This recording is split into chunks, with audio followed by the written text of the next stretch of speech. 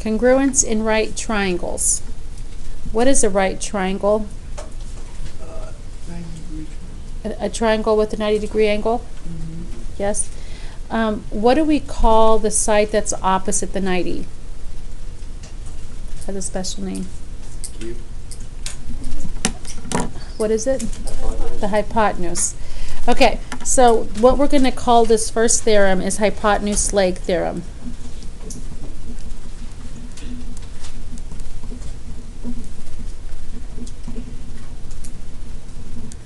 Hypotenuse-Leg theorem.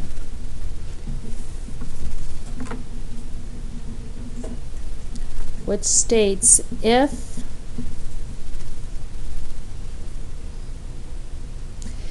blah, blah, blah, blah, blah, blah, blah. We're not going to write down just yet, but know there will be stuff here. I'm going to leave a little bit of space and draw the picture, otherwise the blah, blah, blah is not going to make any sense.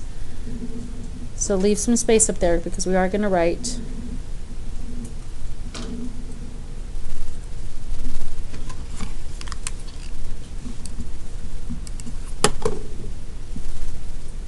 Okay, P, Q, R, X, Y, Z. The hypotenuse.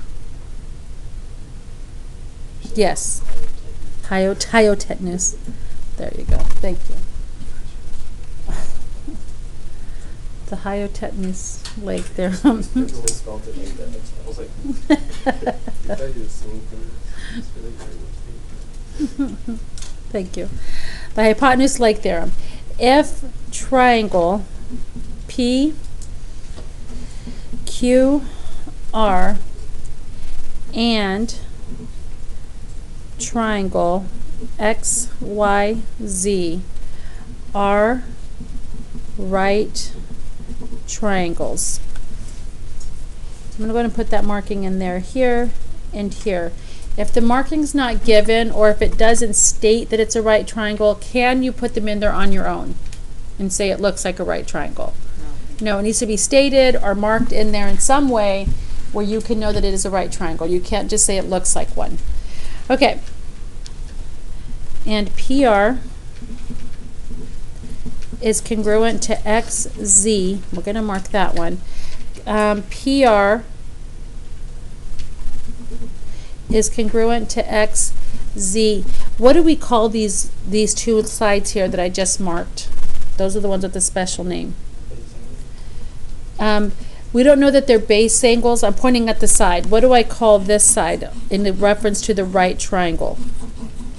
Is that the hypotenuse? Because it's opposite the right angle. Yes? All right. And PQ is congruent to XY.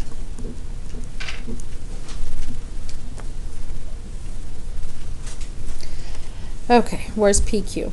PQ is congruent to XY. These have special names as well. Once you know where your hypotenuse is, the other two sides are called your legs. Legs, hypotenuse. Legs, hypotenuse. Make sense? Okay. If we have two triangles, specifically two right triangles, where the hypotenuses are congruent and one of the legs are congruent, then what can we state about the two triangles? They are congruent. Good job. Triangle PQR is congruent to triangle XYZ. We call this the hypotenuse-leg theorem, or we abbreviate it to the HL. What does HL stand for? What does HL stand for? Hypotenuse leg. Hypotenuse leg. All right. Let's take a look at this picture. How many sets of side markings do I have? Two. How many angle markings? How many sets of angle markings do I have? One. So right here, do you agree there's two sides and one angle? Yes. Is the angle sandwiched or not sandwiched between the two sides? Not. So can I call it side, angle, side? No. No. What would I call it? Side, side, Angle. angle. Do you guys remember what was said about side angle back when we first did this lesson? Can you put like, no, nothing? We don't use it. We don't use it. Remember, I call it the backwards donkey. Can we use side A, SSA or ASS? Can we use that one? No, but I also told you at the time there is a case where we do. It's a special case, and it's only used for what specific type of triangles? Now, because it's only used for right triangles, we don't call it SSA because that looks like it can be used on anything. So instead of calling it SSA, we call it what? Hypotenuse leg, HL. Now, when you call it specifically hypotenuse leg, you know you're dealing with the right triangle because those are the only triangles that have a hypotenuse. Does that make sense? Okay, we're going to quickly make a list of the ones that we've had so far. There's side angle side. What's another one that we've used? Angle side angle. Side side side. S, angle side. Is that one we've used? And now our newest one, which is HL, hypotenuse leg. Okay, what were the two that we don't use? We don't use AAA and the backwards donkey. Side angle. The only time we use the backwards donkey is if it is what type of triangle? And in that case, we call it the hypotenuse leg, HL. All right, so these are the ones that we will be using the rest of this unit, quizzes, and testing. Got it? Okay. Questions? Okay. What additional information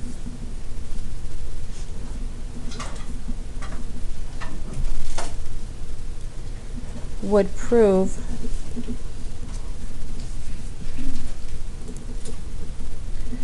the pair of triangles congruent by HL?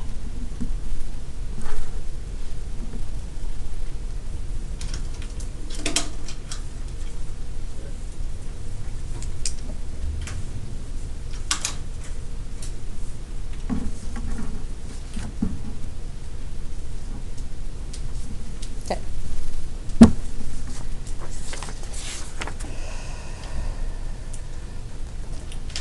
You ready? Number 1.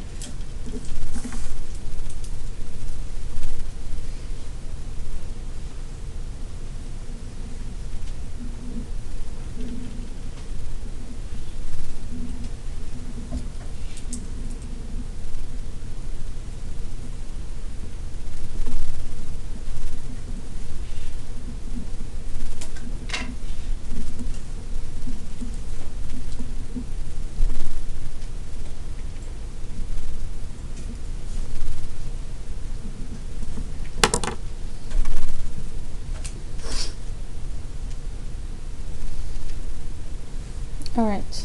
Are these both right triangles? Yes. Does it give us one side's already congruent? Is that the hypotenuse or the leg of the right triangle? It's the hypotenuse. So what piece am I missing? The leg. The leg. Do I have any leg markings? No. No. Pick a leg. It doesn't matter which one. I'm going to choose YZ. So I'm going to say YZ must be congruent to what side? QR. Do you agree that's the additional information I would need in order to say it's congruent by hypotenuse leg? Yes or no? All right, let's try another one. Number 2.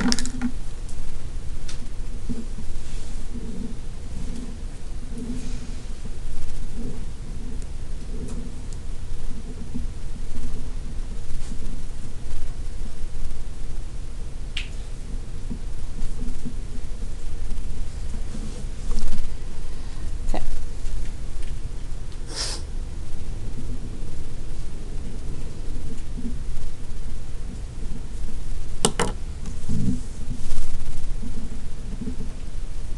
Did I give you the proper hypotenuse leg markings? Hypotenuse leg, yes or no? So is there anything missing? Right. The right angles is correct. Is it okay to say, well, they look like right angles, so we're okay? No, if they don't mark them, you cannot assume. What angle would be the right angle? It looks like would be the right angle in this picture. Q and A. Oh, and A. Angle A, and over here, Q. So what would we say is the additional information needed? Angle A and angle Q must equal what? 90 degrees. Do you agree if we put little boxes in there, then we could say the two triangles are congruent by hypotenuse leg? Okay. Number 3.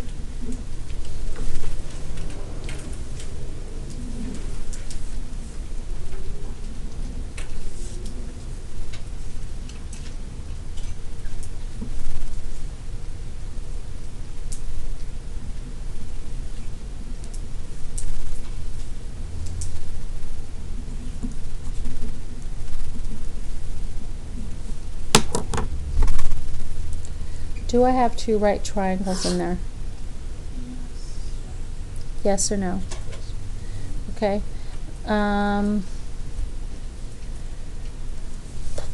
Do I have any markings as far as the sides or hypotenuse goes? Is there any marking or angles I could put on there on my own? On which side? The diagonal, the AC? Is it congruent to itself? What property is that called? Reflexive. Okay, I am going to quickly cover that there. The AC side, is that the leg or the hypotenuse of that right triangle? Okay, what about this other triangle? Is that the leg or the hypotenuse of that top triangle? Okay, so I have that it's a right triangle. I have the hypotenuses are congruent. What's missing? A leg. Pick a leg, it doesn't matter which. I'm going to use AD. You could use, well, actually, which would you want to use? AD to BC or BA to CD? BACD. So you would see BA must be congruent to what? CD.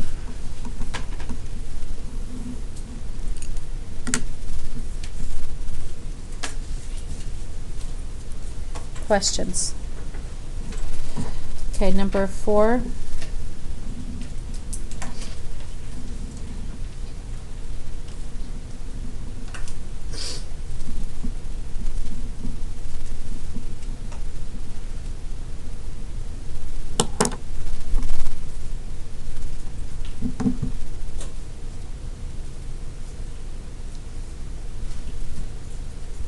All right. Are they both right triangles? Yes. I have a marking there, that's 90. If these are linear pairs, what do we know about this side? Is it also 90? Okay, so are they both right triangles? Are any sides marked at all for us? Is there a side that we could mark? Yes. Which side? QS. Do you guys agree? Reflexive property, it's congruent to itself, yes or no? Okay, again, I'm going to cover half. Is that a right triangle? Yeah. Is this marking a leg marking or a hypotenuse marking? Okay. Is this a right triangle? Is that marking a leg marking or a hypotenuse marking? A leg. What's missing? It's hypotenuse leg or leg leg? So if I have a leg, do I mark the other leg or the hypotenuse? Is it specific on this time? On this one, it has to be the hypotenuse. So what would I say? QP must be congruent to,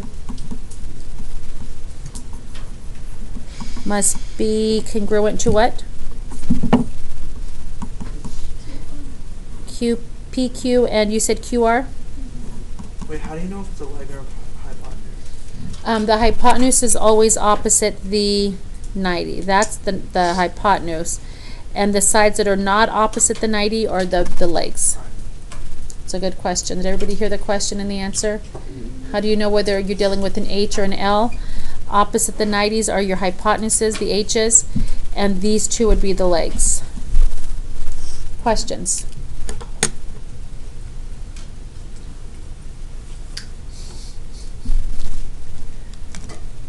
All right. To continue with notes rather than continuing on note paper, I'm going to do some homework notes with you, so just take out your packets. And we're going to do hopefully the first 5 or 6 together, at least setting most of them up. Open up to worksheet 6.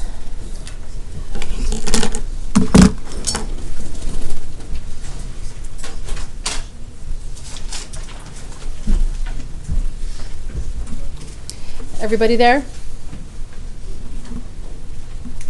Is that a yes? Okay. I had a few kids struggle with the first 2. I think they're sometimes when they're really easy, too easy, it makes it a little more confusing. So let's take a look. What is it telling us up here? For what values of x or x and y are the triangles congruent by what? If they are congruent by HL, that means the hypotenuses of each triangle and a leg in each triangle are congruent. Do you agree? Okay. They're going to give us some information. Can you guys see these tick marks here? Yeah. Are those legs or is that the hypotenuse? Hypotenuse are opposite the 90. So are these tick marks on legs or the hypotenuse? Legs. So what piece am I missing? Hypotenuse. In order to use HL, must the hypotenuse be congruent as well? So if I say the hypotenuse must be congruent, what must x equal? 17. So in order to use hypotenuse leg, x must equal 17. Do you agree if I have 17, 17, congruent leg, I could say hypotenuse leg? Yeah. All right, next one. They didn't put congruent markings, but they gave 2 numbers. What were the 2 numbers that they gave that are the same? So is that the same as putting tick marks there? Is that the hypotenuse or the legs? It's the hypotenuse. So if they gave us the hypotenuses are congruent, what piece am I missing? The hypotenuse or the leg? That means in order for us to use hypotenuse leg, the legs must be congruent. Do you agree? Okay. Both the hypotenuses are 4.25. What must x be for us to use hypotenuse leg? 3. Questions? Okay, let's look over here. I'm going to ask you, where's the hypotenuse in this picture? How do we know it's the 13? Because Opposite the 90. What is the hypotenuse in this picture? 4x plus 1. Okay, and if this is the leg, then this must be the leg. Do you agree? Okay, in order for us to use hypotenuse leg, 13 must equal what? 4x plus 1. In order for us to use hypotenuse leg, 2x plus y must equal what? Minus 2y. Is there a bit more work on this one than there was on numbers 1 and 2? Yes. Yes. All right. Do I have multiple variables, x and y? The suggestion I have is first try to find, it's not always going to work, but if you can, try to find a side that has only one variable, the right side or the left side. So what variable am I only dealing with on the left? X. So if that's the case, solve it. What would you do first? Subtract the 1. 12 equals 4x. Go ahead and divide and solve.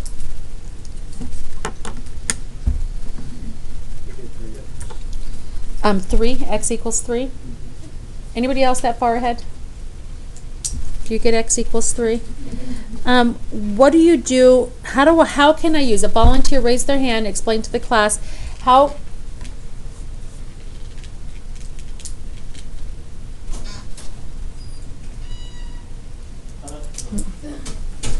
Next time it's mine, so keep it put away. All right. How a volunteer? Actually, I'm calling on you now, Raymond. How are we going to use this x to help us find the y? You know the answer. Plug it in. Okay, so he said plug it in for the x's. Do you guys agree with him? Okay, so I'm going to write it like this. And I've said this with you guys on the last unit. When I plug things in, I like to use parentheses just to be careful with any negatives. Okay, So what am I going to put? What did Raymond tell us to put here in these parentheses? The 3. The x becomes a 3 because x equals 3. Do you agree? 2 times 3 is plus y equals 8 times 3 is 24 minus 2y. Go ahead and solve. Yes, you can subtract the 2y, but it's easier if you what? Instead of subtracting y, it's easier if you add the 2y. It's not necessary. That's not the only way, but it works out really nice when you do it that way.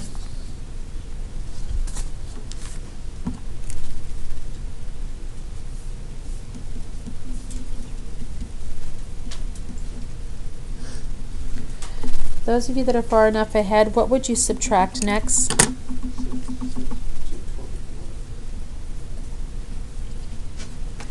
3y equals what?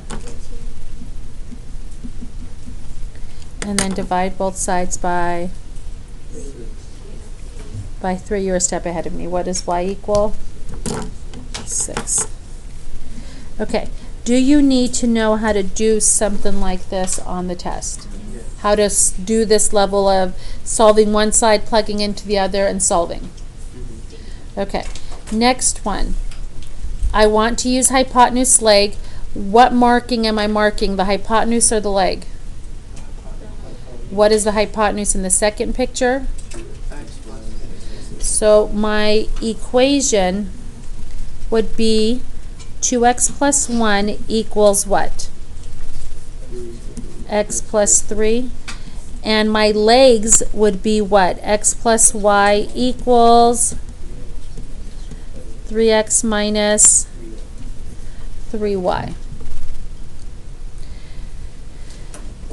Is there a side that has only x or only y? Which side? Left. Go ahead and solve for x. I'll give you guys a few seconds to work on that on your own. Find x on this side. Subtract, move things around, and divide.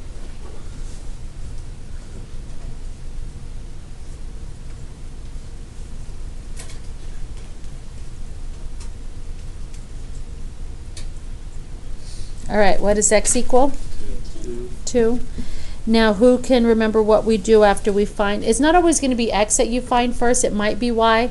But in this case, once we find the x, what did we do? Or what should we do? Plug it in. So what do I plug in for the x?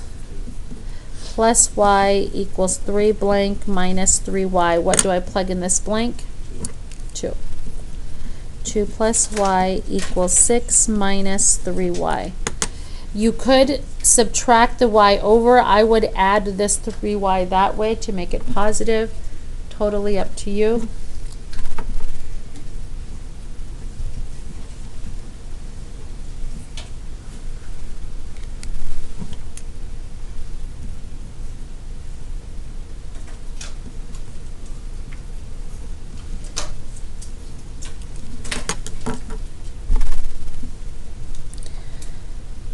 Has anybody solved it all the way? What did you get? 1. Anyone else get 1? Got 2. 1. Did you get 2? Okay, can you tell me what you did after this? I have 2 plus 4y equals 6. I got negative 4 equals negative 2y. So divide negative 2 to negative 4. Then I got... Well, you have 2y, not 4y?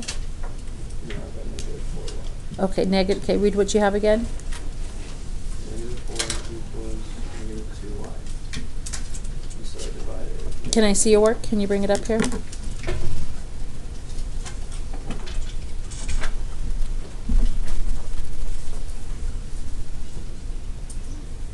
It's, can I put the work up here for people to help? Are you okay with that? Okay. Okay. Guys, can anyone help out? Now, earlier I said you could subtract the y, but it's easier if you add the 3y. So what happens if you do subtract the y, like he did right here, which is perfectly fine? Can anybody tell me right here what this should be? Can anybody see it? Negative 3y take away y should be what? Negative 4y. That's why I don't like to do it that way, only because there's a lot of negatives and what am I working with, so it's easier for me to add and deal with positives. If you do it this way, you want to be very careful. Negative 3y, take away 1y is negative 4y, and then you divide, you'll end up with the 1. Thank you. All right, so y equals 1. Is that what you guys said? All right. I want to talk about this one here. Possibly talk about 6. From 7, 8, 9, and 10, or just like what we did in notes, you have to talk about what you need. I need this side congruent to this side. I need these two angles to be right angles. Number 11, read it, do it. And the rest of it, 12 through 16, are all what type of problems? Review. Okay, so you're getting this done, guys. I'm doing this front page, you're doing the bottom and the rest on your own. Okay, let's quickly make equations. X equals what? 2y. And then x minus 4 equals y plus 3. Do you agree? All right. What's a little more complicated with this one than on the other two? They have x, y on each side. Do you guys remember substitution method that you learned last year or the year before? Familiar? You at least remember hearing substitution method. You use substitution method when you're dealing with systems of equations, 2 equations, 2 variables, or more, and one of them is isolated. It works really nice. Isolated means by itself. Can you see right here x is isolated? So I box it in. You do not have to. I suggest you do because it makes it easier in the end. And then what am I going to put right here where the x used to be? I'm going to take out the x, and what am I going to substitute in its place? 2y. That x I pull out, take it out of the picture, put 2y in, and then I have minus 4 equals y plus 3. Does this equation now have only one variable? Yes? Okay. Subtract the y, add the 4. Can you do that now? Subtract the y this way, add the 4 that way. Anybody? What, you don't? No? Did you do it already? It's 7. Y equals 7. Okay, remember I said box this in so it helps us later. How are we going to find x? Plugging it in. What do I plug into that y where y used to be? 7. So what is x equal? 14. All right, I want us to at least write down the equation over here, make the equations, and then you'll finish it on your own.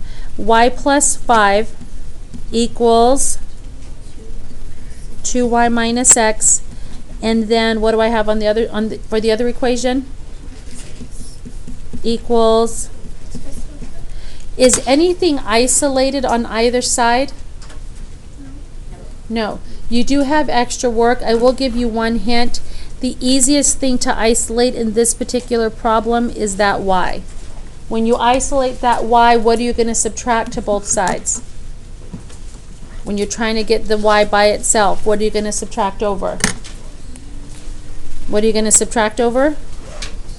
Why is that really nice? Do you end up solving for y?